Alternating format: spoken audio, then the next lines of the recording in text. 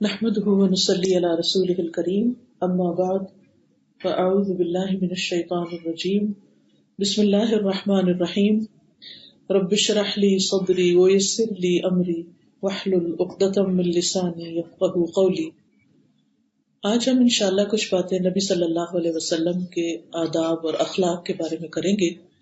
اللہ سبحانہ وتعالیٰ نے انہیں ہمارے لیے ایک بہترین نمونہ بنا کر بھیجا۔ وہ اللہ کے محبوب تھے، اور اللہ کا محبوب ہونا کوئی معمولی بات نہیں، بہت بڑی بات ہے۔ دنیا میں بھی اگر کوئی شخص کسی بڑی ہستی کا محبوب ہوتا ہے تو اس کی بڑی ویلیو ہوتی ہے، لیکن اللہ تو پوری کائنات کا رب ہے، ہر چیز کو بنانے والا، ہر چیز کو چلانے والا، اور ہر چیز ختم ہونے کے بعد اسی کی طرف لوٹنے والی بھی ہے۔ قرآن مجید میں بارہا ہم پڑھتے ہیں کہ ان اللہ علی کل شیء قدیر، کہ بے شک اللہ تعالیٰ ہر چیز پر قدرت رکھتا ہے، سب کچھ کر سکتا ہے۔ زمین و آسمان اس کی ملکیت ہے۔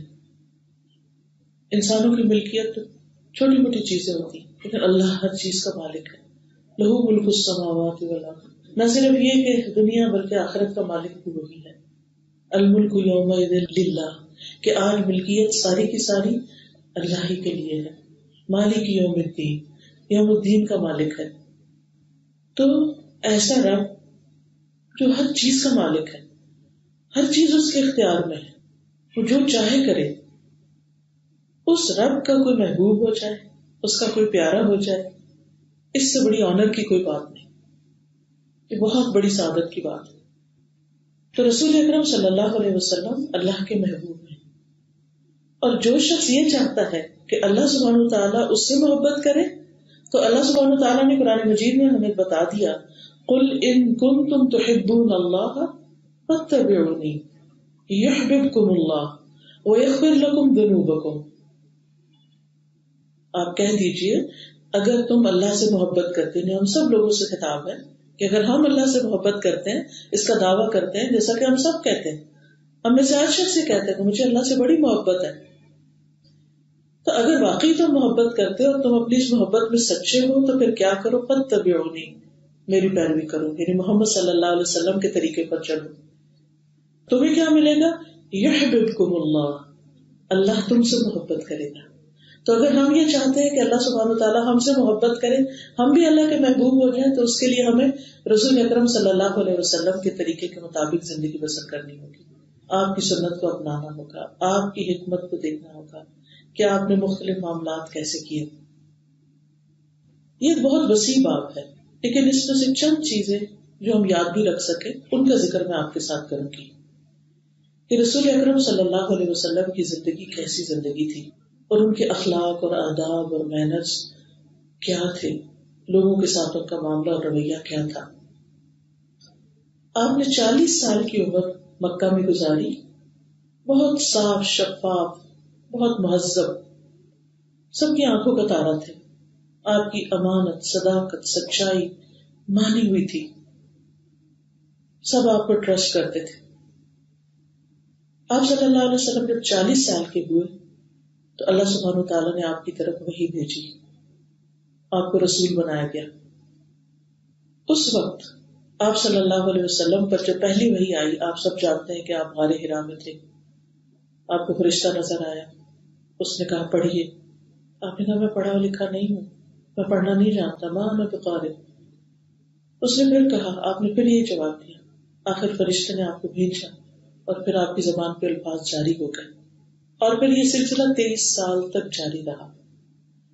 اس دوران نبی صلی اللہ علیہ وسلم پر جب وحی نازل ہوتی تھی تو اس وقت آپ کی کیفیت کیا ہوتی تھی، آپ وحی کو کس طرح ریسیو کرتے تھے، وہ کیا ادب تھا۔ یعنی اللہ کا کلام آپ کے پاس آ رہا ہے، آپ کے دل پر نازل کیا جا رہا ہے، فرشتہ آ رہا ہے، فرشتہ انسانی شکل میں بھی نظر آتا تھا، کبھی نہیں بھی نظر آتا تھا۔ آپ کی اس سے ملاقات اکثر ہوتی تھی، رمضان میں تو روز ہی ہوتی تھی کہ آپ ان کے ساتھ قرآن کا دور کرتے تھے۔ تو حدیث میں آتا ہے، صحیح مسلم کی روایت ہے کہ اذا انزل علیہ الوحی نکس رأسہ، جب آپ پر وحی نازل ہوتی تو آپ اپنا سر جھکا لیتے تھے، یہ قرآن کے سامنے آپ کا ادب تھا. یہ جبریل کے سامنے آپ بیٹھ کر وہی اس طرح ریسیو کرتے تھے، یعنی پورے ادب اور احترام کے ساتھ. آج آپ دیکھیے کہ ہم لوگوں کا قرآن مجید کے ساتھ ادب کا کیا معاملہ ہے. جتنا زیادہ عام ہو گیا ہے قرآن، اتنا ہی ادب اور اس کو ریسیو کرنے کا ادب ختم ہوتا چلا جا رہا ہے. اب دیکھیے کہ ہر جگہ پر پہلے تو چلے کیسٹس اور سی ڈیز اویلیبل تھی، اب تو ہر ایک کے موبائل کے اندر پورے قرآن مجید کی تلاوت موجود ہے. ہم سنتے بھی رہتے ہیں، گھروں میں بھی لگ جاتا ہے، گاڑیوں میں بھی لگا ہوا ہے. لیکن کس قدر افسوس کی بات ہے کہ ادھر سے قرآن مجید پڑھا جا رہا ہوتا ہے اور ادھر سے ہم باتیں کر رہے ہیں، ہنس رہے ہیں ادھر ادھر، جیسے کوئی بات ہی نہ ہو. اسی وجہ سے وہ ہمارے کانوں تک جاتا ہے لیکن دل پر نہیں اترتا. دل پر اتارنے کے لیے اس کلام کا، کیونکہ یہ اللہ کا کلام ہے، کسی شاعر کا نہیں، کسی فرشتے کا نہیں، کسی انسان کا نہیں، تو اس کا ادب بڑا ضروری ہے. تو جب قرآن پڑھا جا رہا ہو تو خاموشی ضروری ہے، سننا ضروری ہے.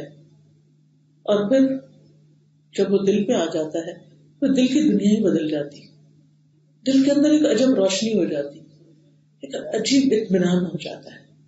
بہت سے لوگ کہتے ہیں ہم قرآن پڑھتے ہیں لیکن پتہ نہیں عمل نہیں بدل رہا، معلوم نہیں کیا ہے، دل کی کیفیت ٹھیک نہیں ہو رہی، کیونکہ لینے کا طریقہ ٹھیک نہیں ہے.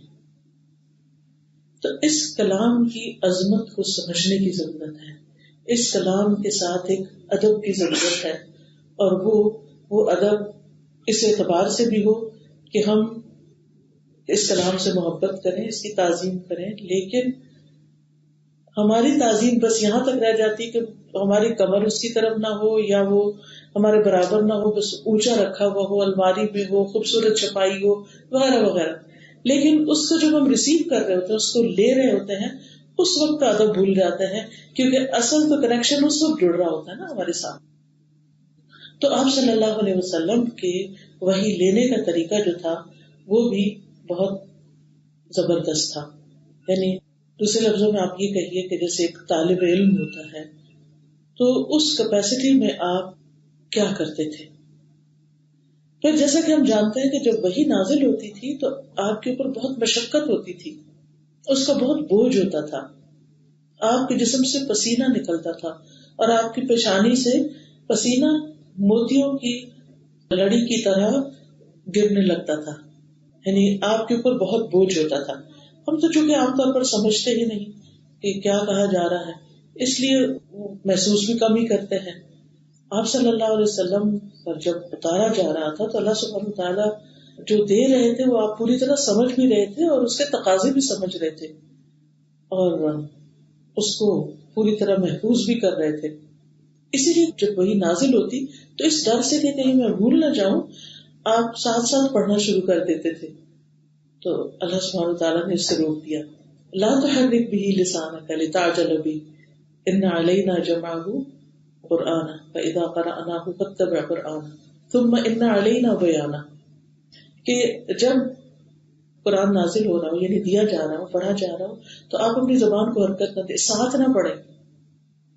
ہماری ذمہ ہے اس کو جمع کرنا اور اس کو پڑھوانا اور اس کو بیان کرنا، آپ جلدی نہ کریں. اسی طرح ہمارے لیے بھی لازم ہے کہ جس وقت ہم اس کو پڑھ رہے ہوں، سیکھ رہے ہوں، جان رہے ہوں، تو جلدی نہیں ہونی چاہیے کہ جلدی سے یہ آ جائے اور فوراً ہمیں سمجھ آ جائے. ٹیک یور ٹائم اور اس کے ادب کے ساتھ تھوڑا تھوڑا کر کے جتنی ہماری صلاحیت کیپیسٹی ہے اس کے مطابق اس کو لیتے جائیں. ہماری مشقت کچھ اور طرح کی ہے. نبی صلی اللہ علیہ وسلم کی تو عین اس وقت ہوتی تھی جب وہ نازل ہو رہی ہوتی تھی. ہمارا یہ ہوتا ہے کہ ہمیں عربی زبان نہیں آتی، بعض اوقات اس کا ترجمہ یاد نہیں ہوتا، بعض اوقات وہ کلچر ہمارے سامنے نہیں ہوتا، ہم کسی اور طرح کی دنیا میں رہ رہے ہوتے ہیں تو ہم ریلیٹ نہیں کر پاتے، وہ چیزیں سمجھنا بعض اوقات مشکل ہو جاتی ہے، بعض اوقات ان کو ڈائجسٹ کرنا مشکل ہوتا ہے، ان کو امپلیمنٹ کرنا مشکل ہوتا ہے. ہماری یہ مشقتیں ہیں. پھر اگر ہم کچھ بھی حصے پر عمل کر لیں تو اس کے بعد دنیا کو فیس کرنے میں مشکل ہوتی ہے، اپنے مسلمانوں کو ہی فیس کرنا مشکل ہو جاتا ہے. وہی مذاق اڑانے لگتے ہیں کہ یہ تم کیا کر رہے ہو، تم کہاں جی رہے ہو. جو نان مسلمس ہیں یا باہر کی دنیا ہے وہ تو پھر ایک اور ہی الگ مسئلہ ہے. اس لیے ہمیشہ اگر ہمارے دل میں یہ بات رہے کہ اللہ کا کلام ہے، یہ کسی معمولی ہستی کی بات نہیں، تو پھر جتنا بڑا اس کا مقام ہے اس کو لینا بھی اتنے بڑے آنر کی بات ہے، عزت کی بات ہے، اور اس کے ساتھ برکتیں اور رحمتیں نازل ہوتی ہیں۔ اور پھر یہ کہ اس کے ساتھ جو بھی مشکل آئے، چاہے پڑھنے میں، اس کو یاد کرنے میں، اس کو سیکھنے میں، سکھانے میں، اس پہ عمل کرنے میں، ان سب چیزوں کو بھی خوشی خوشی برداشت کرنا چاہیے، کیونکہ یہ مشقت ہم اللہ سبحانہ وتعالیٰ کے لیے اٹھا رہے ہیں۔ دنیا میں اگر کوئی کسی کے لیے کام کرتا ہے تو آپ دیکھیں بعض اوقات لوگ کتنا تھکتے ہیں ایک چھوٹے چھوٹے پروجیکٹ کے لیے۔ آپ کے جو بچے پڑھ گئے، کوئی انجینئر ہے، کوئی کچھ ہے، کوئی ڈاکٹر ہے، کیا ان کی زندگیاں آسان ہیں؟ کہنے کو تو بڑے بڑے نام ہیں، لیکن آپ دیکھیں جو خاص طور پہ بچے فیلڈ ورک کر رہے ہوتے ہیں یا جو ہسپتالوں میں کئی دن جاگ رہے ہوتے ہیں۔ ابھی میرا بھانجا باہر سے آیا تو ملنے آیا مجھ سے، تو میں نے حال چال پوچھا، کہتے بس میں فلاں دن کے بعد سے ابھی تک بستر پہ نہیں سویا، یہ میری ڈیوٹی تھی، پھر فلائٹ تھی، پھر کرتے کرتے میں یہاں پہنچا ہوں۔ میں نے کہا چلو اب تم آف ہو تو ریلیکس کرو۔ تو زندگیاں آسان نہیں ہوتی، کوئی کسی بھی شعبے اور کسی بھی پیشے میں ہو تو مشقتیں ہوتی ہیں، لیکن آپ دیکھیے کہ دنیا کے لیے مشقت برداشت کرنا ہمارے لیے آسان ہے، کیونکہ ہمیں انسٹنٹ گریٹیفیکیشن ہوتی ہے، اس کی جلدی ریوارڈ ملتا ہے، ہمیں تعریف مل جاتی ہے، کچھ کھا لیں تو مزہ آ جاتا ہے، یا کچھ پہن لیں تو اچھا لگتا ہے، یا اور کوئی اسی طرح کوئی چیز ہمیں حاصل ہو جاتی ہے تو اس کا ایک فائدہ ملنے لگتا ہے، تو اس کے لیے ہم پھر بھی محنت کر لیتے ہیں۔ لیکن اس سب کا فائدہ اور اس سب کا جو ریوارڈ ہے وہ اللہ کے پاس ہے، اور دنیا میں بھی اللہ برکتیں دیتا ہے انسان کو، لیکن اصل جو اس کی جزا ہے وہ رب ہی کے پاس ہے، اور وہ ہمیشہ کی جنتیں ہیں۔ آج ہی میں پڑھ رہی تھی کہ جب جنگ احد ہوئی اور 70 لوگ شہید ہوئے تو اللہ سبحانہ تعالیٰ نے جس طرح ان کو عزت بخشی اور جس طرح اکرام بخشا، اور جس طرح وہ ان کی روحیں پرندوں کے پیٹ میں جنت کے اندر اڑتی پھر رہی تھی، اور پھر عرش کے سائے میں جو قندیلیں لٹک رہی ہیں سونے کی، ان میں جا کے وہ بیٹھتے تھے پرندے، یعنی گویا وہ لوگ وہاں پہنچے ہوئے، کہاں وہ زمین پہ اور کہاں وہ عرش۔ آپ کو معلوم ہے کہ 7 آسمان ہے، ایک آسمان کے بعد دوسرا، دوسرے بعد تیسرا، پھر اس کے اوپر جنت الفردوس، اور پھر اس کے بعد یہ ہے کہ اس کے درمیان اور عرش کے درمیان 70,000 حجاب ہے، ان کی کیفیت اللہ ہی کو معلوم ہے، اور پھر اوپر کہیں عرش ہے جس کے اوپر اور کوئی چیز نہیں، یعنی مخلوقات میں سے کوئی اور چیز اس کے اوپر نہیں، وہاں پر لٹکتی سونے کی قندیلیں، ان میں ان لوگوں کو رکھا جا رہا ہے۔ سبحان اللہ، دنیا میں کوئی آنر ایسا ہو سکتا ہے؟ یعنی آپ یقین کریں کہ آج دن کو میں نے یہ حدیث پڑھی اور اس وقت سے میں جیسے نا انہی قندیلوں میں کوئی نہیں ہوں۔ یہ آرڈنری پیپل تھے، لیکن اللہ نے ان کو کیسی عزت بخشی اس وقت، مرتبے کی بات ہے۔ یعنی اللہ تعالیٰ جب کسی کو آنر دیتا تو کہاں تک پہنچاتا۔ تو اس وقت میں سوچ رہی تھی کہ اللہ کا انعام اتنا بڑا ہے، لیکن ہم دنیا کی چھوٹی سی چیز قربان نہیں کر سکتے، مال کی وجہ سے جی اعمال کے اوپر ہی ہے، مشقت یا قربانی، یہ جو بھی انسان اللہ کے لیے کچھ بھی چھوڑتا ہے، چھوٹی سی چیز بھی چھوڑتا ہے، تو اس پر اللہ سبحانہ وتعالیٰ جو کچھ دینے والا ہے اس کو تو کسی نے دیکھا ہی نہیں۔ ایک اعرابی نبی صلی اللہ علیہ وسلم کے پاس آیا اور کہنے لگا، اے اللہ کے رسول، کیا جنت میں ببول کے درخت ہوں گے؟ ان کے ساتھ کانٹے بھی ہوتے ہیں۔ آپ کو معلوم ہے سعودی عرب میں جیسے مکہ مدینہ حجاز کے علاقے میں کوئی خاص ویجیٹیشن نہیں ہوتی، تو دور پار کہیں درخت ہوتے ہیں، بارش وغیرہ ہو جائے تو کچھ سبزہ نظر آتا ہے، تو جو درخت ہوتے ہیں ان کے ساتھ بھی کانٹے اور ان کو پھلدار درخت بھی نہیں اتنے ہوتے۔ تو نے کہا کہ کیا یہ اس کے سامنے تو وہی درخت ہے؟ کہنے لگے یہ درخت ہوں گے؟ تو آپ نے فرمایا ہاں ہوں گے، لیکن اس میں مومن کے لیے ایک درخت کے اندر جو ایک کانٹا ہوگا، اس کانٹے کے اندر مومن کے لیے 70,000 کھانے ہوں گے، اور ہر ایک کا رنگ اور جو کوالٹی ہوگی یا اس کی جو قسم ہوگی وہ دوسرے سے مختلف ہوگی۔ یعنی انسان سوچ ہی نہیں سکتا، یعنی ایک چھوٹی سی مثال کہ ایک عام درخت کے اوپر لگنے والے ایک پھل کے اندر ہاں ہر کھانے کا رنگ فرق ہوگا، یعنی کہ اس کی کیفیت نہیں، ہر ایک کا رنگ فرق ہوگا۔ اب دنیا میں میکسیمم کتنے کلر دیکھ سکتے ہیں؟ تو ہم امیجن بھی نہیں کر سکتے اس سے زیادہ کلرز، تو ہم واقعی نہیں گراسپ بھی نہیں کر سکتے ان انعامات کو، لیکن چونکہ وہ نظر نہیں آتے، ایمان کمزور ہے۔ اگر ایمان پکا ہو، یقین ہو اللہ پر، اللہ کے وعدے سچے ہوں، تو پھر انسان کے لیے اس دنیا کا کچھ بھی چھوڑنا کچھ مشکل نہیں ہوتا، اور کسی کی کوئی بڑی سے بڑی بات برداشت کرنا بھی مشکل نہیں رہتا۔ اب اس کے بعد یہ ہے کہ جب نبی صلی اللہ علیہ وسلم پر وحی نازل ہوئی تو آپ صلی اللہ علیہ وسلم پہلے بھی ایک بہت ہی بہترین اور ایک بہت ہی خاص انسان تھے، لیکن اس کے بعد آپ کے معاملے اور رویے اور لوگوں کے ساتھ جو ڈیلنگ تھی وہ بہت اچھی ہوئی۔ اس میں جہاں تک آپ کی نمازوں کے تعلق تھی، چھوٹی سی ایک کتاب الوداع میں چھاپی گئی تھی کہ کس طرح آپ صلی اللہ علیہ وسلم کا ذکر ہوتا تھا، کس طرح آپ کی نمازیں ہوتی تھیں، اور جیسے یہ کہ نماز جب بھی کوئی معاملہ پیش آتا فوراً نماز کی طرف جاتے، نماز اپنے وقت پہ پڑھتے، رات کا ایک طویل حصہ قیام کرتے، قرآن کو ترتیل کے ساتھ پڑھتے، یعنی جہاں لمبا کرنا ہوتا لمبا کرتے، جہاں شد مد ان تمام چیزوں کا خیال رکھتے، اتنی دیر قیام کرتے تھے کہ پاؤں سوج جاتے تھے، لیکن لوگوں کو ہلکی نماز پڑھاتے تھے اور خود اپنے نوافل لمبے پڑھتے۔ اسی طرح یہ ہے کہ کوئی خوشی ہوتی تو فوراً سجدے میں چلے جاتے، یعنی جہاں بھی ہوتے، کبھی کسی جنگ میں فتح کی خوشخبری یا کوئی اور کسی بھی قسم کی کامیابی کی خبر ہوتی، فوراً اللہ کے حضور سجدے میں چلے جاتے۔ اسی طرح کثرت سے روزے رکھتے تھے۔ صحابہ کہتے ہیں کہ بعض اوقات آپ روزے رکھتے تو ہم سمجھتے کہ آپ افطار نہیں کریں گے، روزے پہ روزہ، اور صوم وصال بھی ہوتا تھا، یعنی ایک دن روزہ رکھا افطار کے وقت، پھر کچھ نہیں کھایا، پھر اگلے دن روزہ، پھر اگلے دن، یعنی کنٹینیوس روزے کی حالت میں رہتے تھے۔ پھر اسی طرح یہ کہ رمضان میں آپ کی عبادت کئی گنا زیادہ بڑھ جاتی تھی، صدقہ خیرات کی کثرت ہو جاتی تھی۔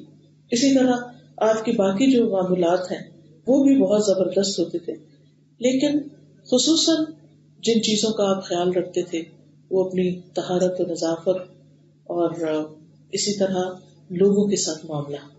اب دیکھیے کہ اچھے اخلاق کا اظہار اسی وقت ہوتا ہے جب انسان کا معاملہ اپنے سے چھوٹوں کے ساتھ اچھا، کسی بھی اعتبار سے کوئی چھوٹا۔ آپ صلی اللہ علیہ وسلم بچوں کے ساتھ بڑے مہربان ہوتے تھے، اور اس مہربانی میں ہم دیکھیں کہ جیسے عبادت میں بھی اگر ہوتے، نماز بھی پڑھا رہے ہوتے تھے اور بچے اگر آپ پیٹھ پہ آ کے بیٹھ جاتے تھے تو ان کو رینگ نہیں دیتے تھے، سجدہ لمبا کر لیتے تھے، لیکن اتنی دیر سجدے میں ہی رہتے تھے جب تک بچہ خود نہیں اتر جاتا تھا۔ اسی طرح آپ کی نواسی تھی امامہ، تو ان کو آپ اپنے کندھے پہ بٹھا لیتے تھے، اب ایک لڑکی تھی۔ اب ہمارے یہاں تو لوگ اس بحث میں پڑھتے ہیں کیا عورت کی امامت ہوتی ہے کہ نہیں، اور عورت آگے جا سکتی ہے کہ نہیں، اور نماز ٹوٹ تو نہیں جاتی، اس طرح کی باتوں میں پڑ جاتے ہیں۔ لیکن نبی صلی اللہ علیہ وسلم کی شفقت دیکھیے کہ کس طرح اپنے کندھوں پر سوار کر کے اپنی نواسی کو آپ نماز لیڈ کر رہے ہیں، سب کو پڑھا رہے ہیں، اور آپ کی نماز میں کوئی خلل نہیں آتا۔ ہمارے یہاں تو اگر بچہ بیچارہ آگے آ جائے تو اس کو ایک دم کو پکڑ کے لے جاتا ہے، کبھی رو دے تو ہم یا تو نماز چھوڑ دیتے ہیں یا پھر اس کو رونے دیتے ہیں، تو درمیان کا راستہ نہیں اختیار کرتے کہ اس کو اٹھا کے ہی نماز پڑھ لیں۔ تو نبی صلی اللہ علیہ وسلم کا معاملہ اپنے سے چھوٹوں کے ساتھ بہت زبردست تھا، اور اس میں خاص طور پر جو آپ کے غلام تھے اور آپ کے لیے کام کرنے والے تھے ان کے ساتھ بہت محبت کا معاملہ تھا، اور پھر عام لوگوں کے ساتھ بھی، یعنی عوام الناس کے ساتھ بھی۔ اس میں ازواج مطہرات تو ظاہر آپ کے گھر کے لوگ تھے، آپ کے رشتے دار، آپ کے دوست اور ساتھی، حضرت ابوبکر، حضرت عمر، ان لوگوں کے ساتھ، صحابہ کے ساتھ تو ہمیں پتہ چلتا ہے کہ جتنی آپ محبت و شفقت کرتے تھے۔ لیکن وہ لوگ جو کبھی کبھار آپ سے ملتے، جیسے بہت بڑا ایک کراؤڈ تھا جنگ تبوک کے اندر، صلح حدیبیہ کے موقع پہ 1400 لوگ آپ کے ساتھ تھے۔ اسی طرح جب حجۃ الوداع ہوا ہے، آخری حج، اس میں 100,000 سے اوپر لوگ تھے، لیکن آپ صلی اللہ علیہ وسلم سب کے ساتھ بیچ میں اطمینان اور سکینت کے ساتھ چل رہے ہوتے تھے۔ حدیث میں آتا ہے کان لا يدفع عنہ الناس، آپ کی خاطر لوگوں کو ہٹایا نہیں جاتا تھا، ہٹو بچوں کی آوازیں نہیں آتی تھی، ولا يضرب عنہ، اور نہ ہی ان سے وہ مار کے پیچھے کیے جاتے تھے، بلکہ وہ لوگ بھی اپنے رفتار سے چل رہے ہوتے تھے اور آپ بھی ساتھ ساتھ چل رہے ہوتے تھے، اور سکینت کے ساتھ، سکون کے ساتھ، محبت کے ساتھ، اور ساتھ ساتھ آپ لوگوں کو سکھاتے بھی چلے جاتے تھے۔ اس سکھانے میں ہر وقت کوئی فارمل کلاسز نہیں ہوتی تھی۔ آج کے دور میں جس طرح ہم کہتے ہیں نا ایکٹیویٹی بیسڈ لرننگ، اور اس کے لیے ہم ایکٹیویٹیز کریٹ کرتے ہیں، نبی صلی اللہ علیہ وسلم ریئل سچویشن میں ان چیزوں کو ساتھ ساتھ سکھاتے چلے جاتے تھے، یعنی لوگ جو بھی جس طرح بھی کر رہے ہوتے تھے اس کے مطابق ان کو تعلیم دیتے چلے جاتے تھے۔ اب مثال کے طور پر غزوہ احد کے موقع پر ہی جب آپ لوگوں کو اپنی اپنی جگہوں پر متعین کر رہے تھے تو 50 تیر اندازوں کو آپ نے ایک درے پہ یعنی متعین کیا اور ان کو یہ کہا کہ اگر ہمیں فتح ہو تو بھی تم یہاں سے نہیں ہلو گے، اگر ہم مارے بھی جائیں ہمیں شکست تو تم بھی یہاں سے نہیں ہلو گے، تم نے یہاں سے نہیں ہٹنا۔ لیکن جب مسلمان ابتدا میں کامیاب ہوئے تو انہوں نے اپنی جگہ چھوڑ دی اور اس کے بعد بہت کیوس ہوا، دشمن نے دوبارہ حملہ کر دیا اور 70 لوگ شہید ہو گئے، بہت کچھ ہوا۔ لیکن اس کے باوجود ہم دیکھتے ہیں کہ نبی صلی اللہ علیہ وسلم نے ان لوگوں کو کس طرح معاف کیا، ان کو کبھی مڑ کے تانا نہیں دیا، ان کو کسی بھی طرح یعنی کہ برا محسوس نہیں کروایا کہ دیکھو تمہاری وجہ سے یہ ہوا، تمہاری وجہ سے یہ ہوا۔ 70 لوگوں کا شہید ہو جانا کوئی معمولی بات نہیں تھی، اتنا بڑا کیوس ہوا۔ لیکن کہیں بھی ہمیں ایک سینٹینس ایسا نہیں ملتا کہ جس میں آپ نے ان کو کچھ کہا۔ ہاں اللہ سبحانہ وتعالیٰ نے آیات نازل کی، اس میں اللہ تعالیٰ نے فرمایا منکم من یرید الدنیا ومنکم من یرید الآخرہ، تم میں سے کچھ لوگ دنیا چاہتے تھے اس لیے وہ مال غنیمت کی لینے کے لیے آگے آگے، اور کچھ آخرت چاہتے تھے وہ اپنی جگہوں پر ہی رہے۔ تو اس ساری سچویشن میں پھر آپ صلی اللہ علیہ وسلم کو ابن خمیہ کا پتھر لگا جس کی اس کے دانت ٹوٹ گئے، یہ سب کچھ ہوا۔ لیکن جب ابو سفیان جو تھا وہ پہاڑ پر چڑھ کر اس نے کہا کہ حبل کی جائے یعنی کہ حبل زندہ باد، تو آپ صلی اللہ علیہ وسلم نے اپنے ساتھیوں سے کہا کہ تم نے جواب نہیں دینا، خاموش رہو۔ پھر جب اس سے پہلے اس نے کہا کہ افیکم محمد، کیا تمہارے درمیان محمد موجود ہے، کیونکہ آپ کی شہادت کی خبر مشہور ہو گئی تو صحابہ نے بھی یقین کر لیا تھا۔ آپ نے کہا چپ رہو، جواب نہیں دینا۔ یہ ایک جنگی اسٹریٹجی تھی کہ دشمن کو نہیں بتانا کہ ہم کس حال میں۔ جب کوئی جواب نہیں آیا، خاموشی رہی، تو کہنے لگے افیکم ابن ابی قحافہ، کیا تمہارے درمیان ابو قحافہ کے بیٹے یعنی ابو بکر ہیں؟ آپ نے کہا جواب نہیں دینا۔ پھر اس نے کہا افیکم ابن الخطاب، کیا تمہارے درمیان خطاب کے بیٹے یعنی عمر ہیں؟ آپ جواب نہیں دینا۔ پھر اس کے بعد اس نے جب کہا کہ یعنی کہ محمد صلی اللہ علیہ وسلم نہیں ہے، تو اب عمر رضی اللہ عنہ سے رہا نہیں گیا، انہوں نے کہا کہ ابھی تک وہ زندہ ہے جو تمہیں غمگین کریں گے، ہم سب زندہ ہیں۔ پھر اس نے کہا کہ حبل زندہ باد، تو اب آپ نے کہا کہ اب آپ تم جواب دو، یعنی پہلے جب ذات کی بات ہو رہی تھی تو جواب نہیں دینے دیا، پھر اس کے بعد جب بت کی بات ہوئی تب مجھے جواب دو۔ لوگوں نے کہا کہ کیا جواب دے، تو آپ نے فرمایا کہ تم اس کے مقابلے میں کہو کہ اللہ اعلیٰ و اجل، کہ اللہ ہی سب سے بلند ہے اور اللہ ہی سب سے بزرگ ہے۔ پھر اس نے کہا کہ لنا عزا ولا عزا لکم، کہ ہمارے لیے تو عزا ہوتا ہے، تمہارے پاس کوئی عزا نہیں۔ تو آپ نے فرمایا اب جواب دو۔ لوگوں نے پوچھا کیا جواب دے، آپ نے فرمایا اسے کہو کہ اللہ مولانا ولا مولا لکم، اللہ ہمارا مولا ہے، تمہارا مولا کوئی نہیں۔ تو بہرحال اس کے بعد ابو سفیان نے کچھ باتیں کہی جن کا جواب آپ نے نہیں دیا۔ تو اس سے بھی آپ کی حکمت پتہ چلتی ہے کہ کس طرح آپ صلی اللہ علیہ وسلم نے لوگوں کو کس موقع پر خاموش ہونے کے لیے کہا کہ ہر بات کا جواب دینا ضروری نہیں ہوتا، اور کہاں جواب دینا ضروری ہوتا ہے۔ یہ ایک عملی تربیت تھی، پریکٹیکل تربیت تھی۔ ہمارے اندر یہ حکمت نہیں ہوتی کہ لوگ جب ہمارے بارے میں کوئی بات کرتے ہیں، اور بعض اوقات ہمارے بارے میں نہیں کسی اور کے بارے میں بھی کرتے ہیں، تو ہم انسیکیور ہو جاتے ہیں، ہم بیچ میں اپنی مثال دے کے کوئی اور بات شروع کر دیتے ہیں یا اپنے آپ کو ڈیفینڈ کرنا شروع کر دیتے ہیں۔ اور کچھ مواقع ایسے ہوتے ہیں کہ جہاں ہمیں بات کرنی چاہیے، جیسے دین کے اوپر بات آ رہی ہے، اللہ سبحانہ وتعالیٰ کے مقابلے میں کسی کو شریک ٹھہرایا جا رہا ہے، وہاں ہمیں نہیں پتا ہوتا کہ ہم نے اب یہاں پر کیا کہنا ہے۔ اور آپ دیکھیے کہ جواب میں کوئی لمبی چوڑی تقریر نہیں سکھائی گئی، بس ایک سینٹینس ہے، بس یہ بولو، اتنا بولو، اور اس کے بعد اب کچھ نہیں بولو، بات ختم، کام ختم۔ پھر اسی طرح ہم دیکھتے ہیں کہ ایک شخص آپ کے پاس آتا ہے اور وہ کہتا ہے کہ اللہ کے رسول صلی اللہ علیہ وسلم، اگر میں جنگ میں جاؤں تو میرے لیے کیا ہے؟ وہ کھجورے کھا رہا تھا، اس کے مٹھی میں کھجورے تھی۔ آپ نے کہا تمہارے لیے جنت ہے، میں نے کہا کہ اگر میں شریک عمر میں مارا نہ ہوں تو مجھے کیا ملے گا؟ اب میں جنت۔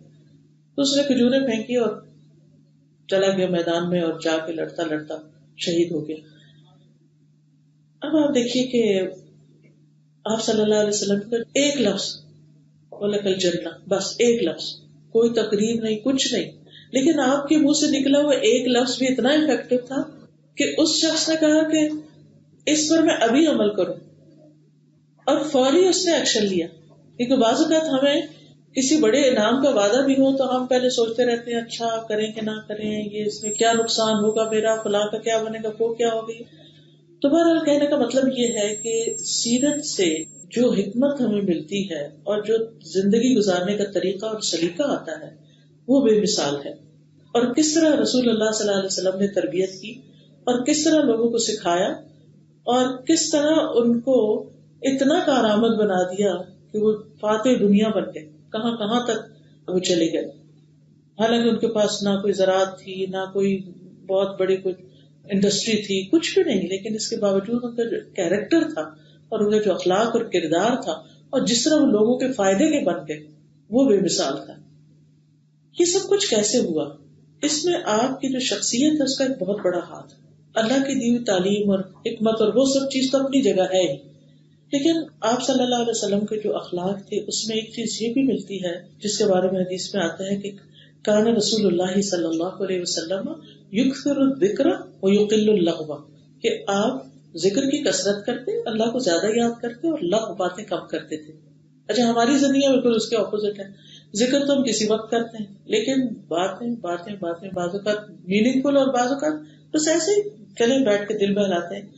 تو اس سے پتہ چلتا ہے کہ جب ایک انسان اپنی زندگی میں کچھ کرنا چاہتا ہے تو پھر اس کے اندر یہ ایبلٹی ہونی چاہیے کہ وہ اپنے آپ کو ایسی چیزوں سے روک سکے کہ جو اس کے لیے نقصان دہ ہے، یا جو اس کے مقصد میں رکاوٹ ڈالنے والی، یا جو اس کی ترقی میں حائل ہے، یا جو اس کی پرسنل گروتھ جو ہے اس کے اندر رکاوٹ ڈالنے والی.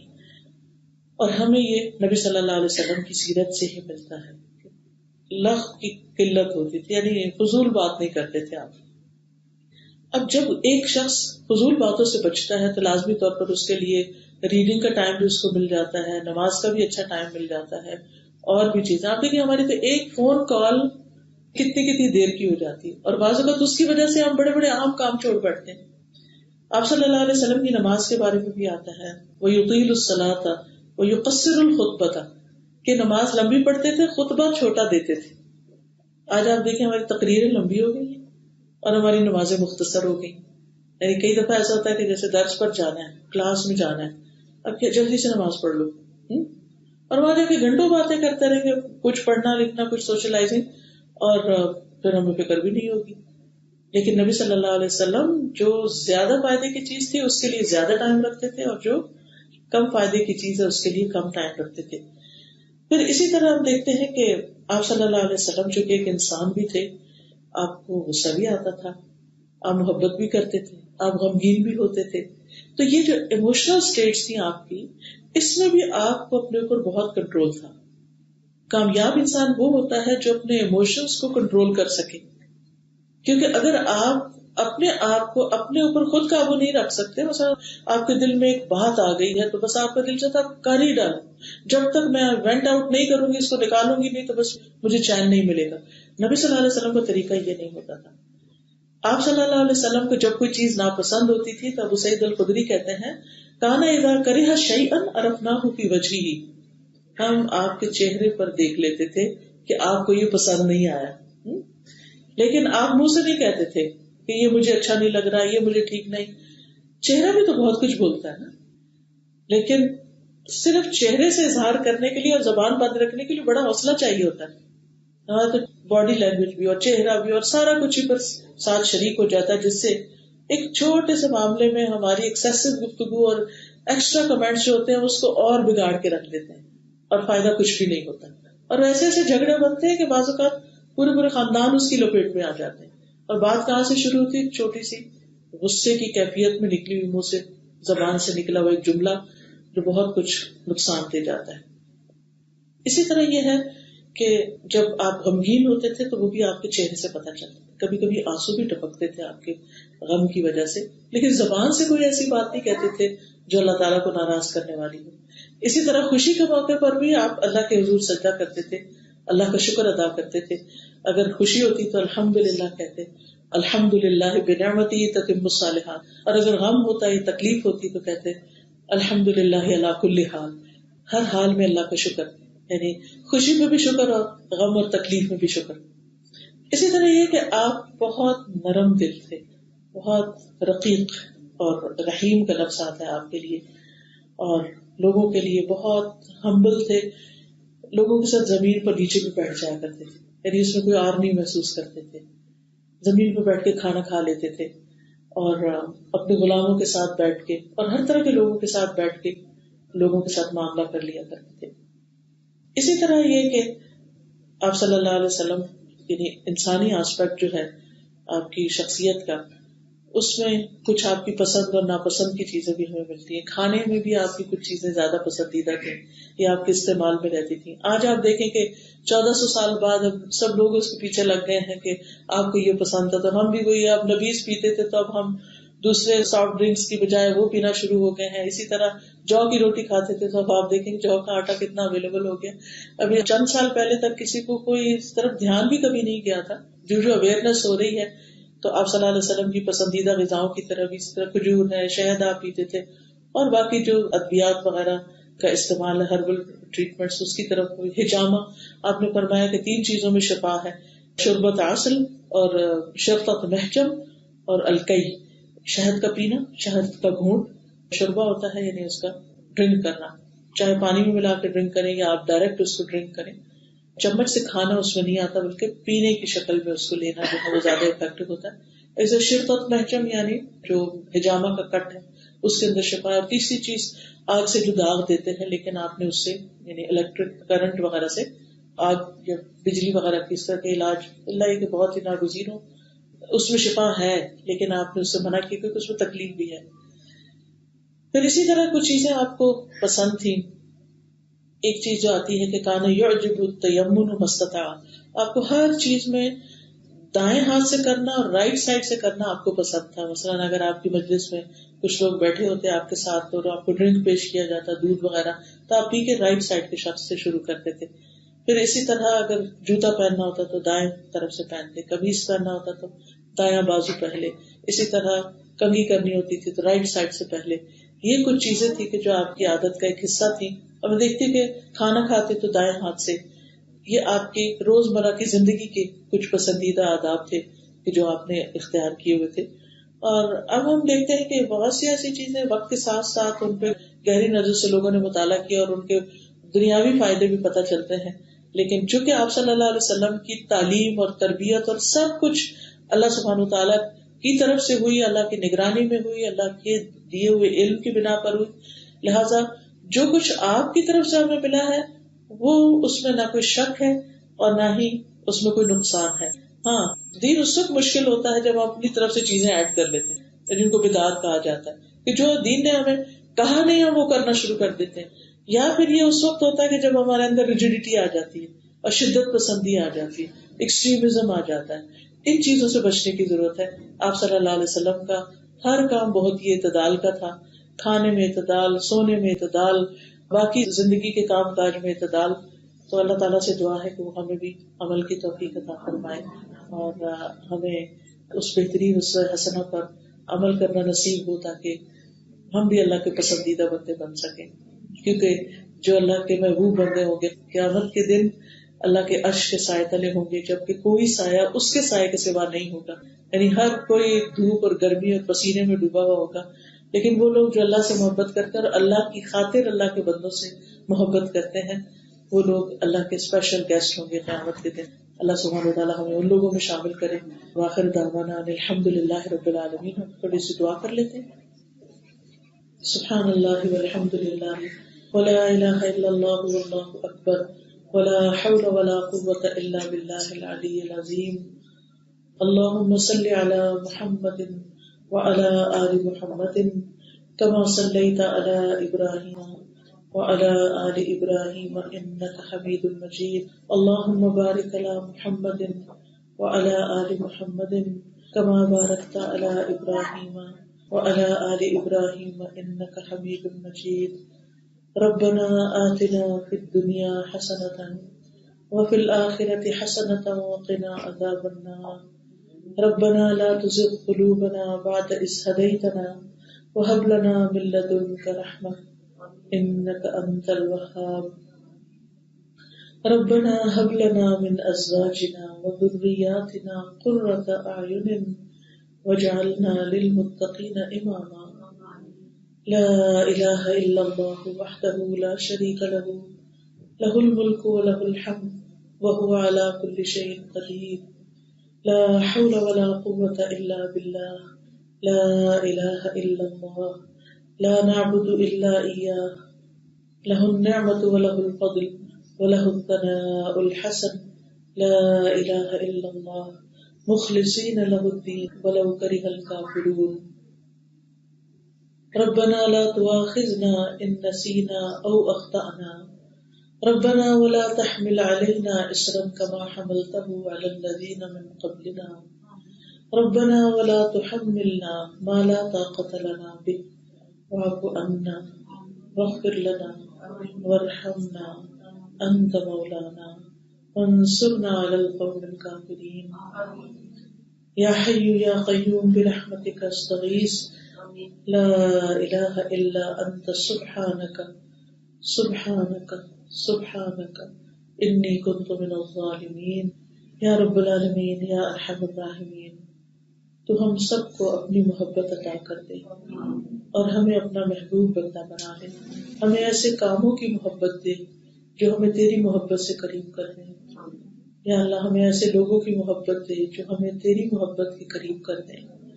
یا اللہ ہمیں اپنی کتاب سے اپنے رسول سے سچی محبت عطا فرما اور ہمیں ان کی تعلیمات پر عمل کی توفیق عطا فرما. یا رب العالمین ہمارے دلوں کو کھول دے، ہمارے سینوں میں وسعت پیدا کر دے، ہمارے دلوں میں انسانیت کی محبت پیدا کر دے. یا اللہ ہمارے گھروں میں سکون پیدا کر دے. اللہ ہمارے رشتہ داروں میں، خاندانوں میں، بچوں میں آپس میں بہترین موافقت ہو. یا رب العالمین جن بچوں کی شادی ہو چکی ہے ان کے گھروں میں سکون ہو، اور جن کی شادی نہیں ہوئی یا رب العالمین انہیں بہترین ازواج عطا فرما. یا رب العالمین اس گھر پر اپنی خیر و برکت نازل فرما. یہاں جتنی بہنیں آئی ہیں ان کا آنا قبول فرما، اور جو کچھ ہم نے سیکھا ہے ہمیں اس پر عمل کی توفیق عطا فرما. یا رب العالمین تو ہم سب کے حال پر رحم فرما، سب کی بیماریاں اور دکھ اور تکلیفیں دور فرما. یا رب العالمین ہمارے ملک پر اپنی رحمت فرما، یہاں امن و امان قائم فرما. یا اللہ تو ہمیں ان کاموں کی توفیق دے جو تجھے راضی کر دیں. یا اللہ ہمارا انجام اچھا ہو، ہر معاملے میں اختتام اچھا ہو. یا اللہ ہماری موت اچھی ہو. یا اللہ ہم جب تجھ سے ملے تو ہم سے راضی ہو. یا اللہ نبی صلی اللہ علیہ وسلم سے حوض کوثر پر پانی نصیب فرمانا. یا اللہ پل صراط کو آسانی سے پار کرا دے.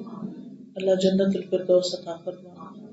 یا اللہ اپنے قریب گھر عطا فرمانا، اپنا قرب عطا کر اپنے دیدار کی لذت نصیب فرمانا. یا اللہ ہم سب کو اپنی رحمتوں سے ڈھانپ لے.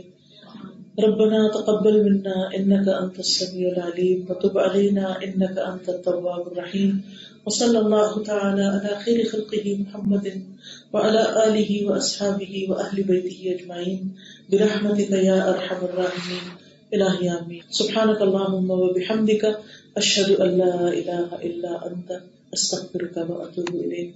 السلام علیکم ورحمۃ اللہ وبرکاتہ.